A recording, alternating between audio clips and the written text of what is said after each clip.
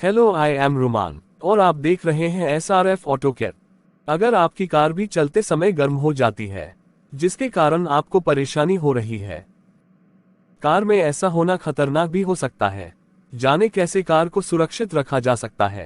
Car के चलने के दौरान इंजन का थोड़ा गर्म होना सामान्य होता है, लेकिन अगर आपकी कार जरूरत से ज्यादा गर्म हो जाती है तो इसके पीछे कई कारण हो सकते हैं।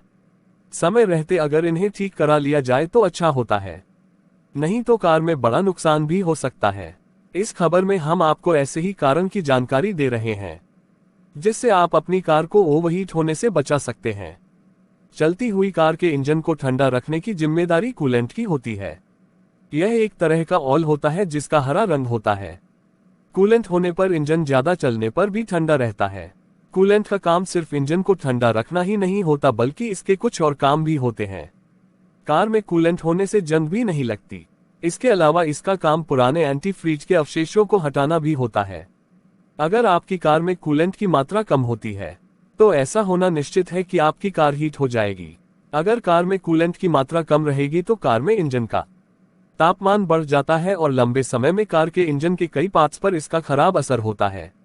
इसके अलावा कार चलाते समय कूलेंट की मात्रा कम होने पर इंजन को ज्यादा क्षमता के साथ काम करना पड़ता है, जिससे कार का एवरेज भी कम हो जाता है। वाहन चलाने के समय कई लोगों को इस बात की जानकारी नहीं होती है कि कूलेंट की स्थिति कैसे चेक की जाए।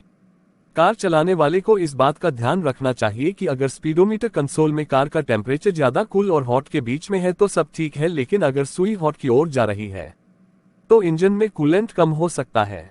सर्दियों में कार का हीटर सही से काम नहीं कर रहा है तो भी कूलेंट कम हो सकता है।